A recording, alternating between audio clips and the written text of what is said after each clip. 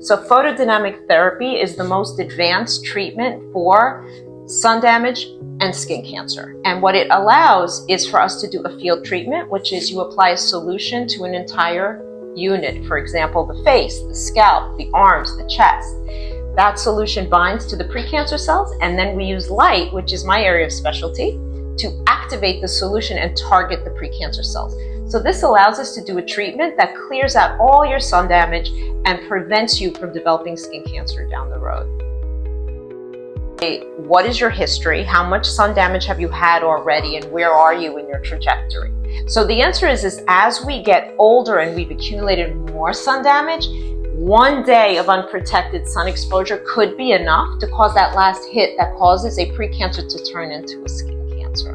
So that's why we advise to be careful all the time, because it's kind of hard to avoid that cumulative sun damage.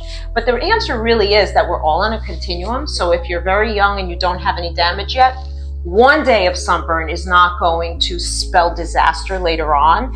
But it's called the multi-hit hypothesis in cancer. The more hits you get in your lifetime, the more likely you are to develop skin cancer later on. So as a good rule of thumb, don't go out unprotected.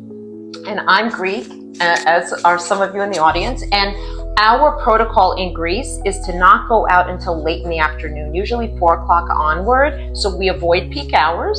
And the other trick to those of us who grew up in sunny environments is we always make sure wherever we're going, there are trees, there's natural coverage, and we only go out into the sun when we plan to be in the water.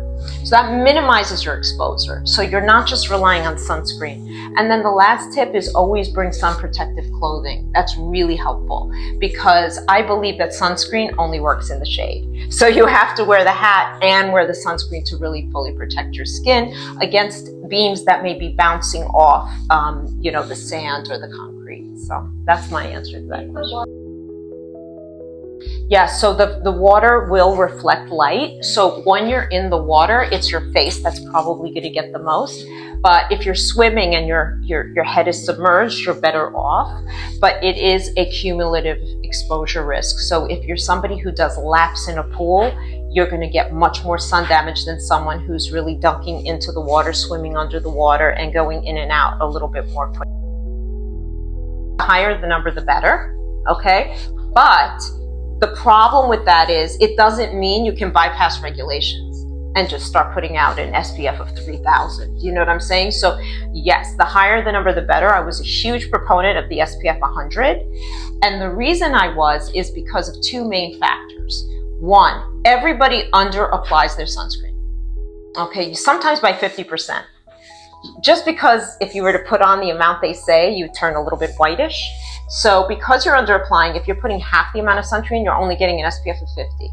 And then the other reason is because every 2 hours you have a disintegration of the sunscreen. So if you start with an SPF of 30, after 2 hours, you're at 15. So if you start with 100, after 2 hours, you're at 50. If you start with 50, after 2 hours, you're already beneath the level that you really want to be at. So for those reasons, I believe the higher the number, the better. The under applying and the fact that there's photo inactivation of sunscreen. So those are two key factors. Now let's talk about FDA. You still need to go through the FDA testing, and that's where they become extremely strict. So we're waiting for the FDA to catch up and to feel like those SPF 100s are really validated by the science before they will come forward and say you should use an SPF of 100 or greater. Right now it's just 50, and that's what they're recommending. So my recommendation, use an SPF of 50, since that is what the FDA is supporting at this time. But when I get my hands on the 100, I prefer using that one.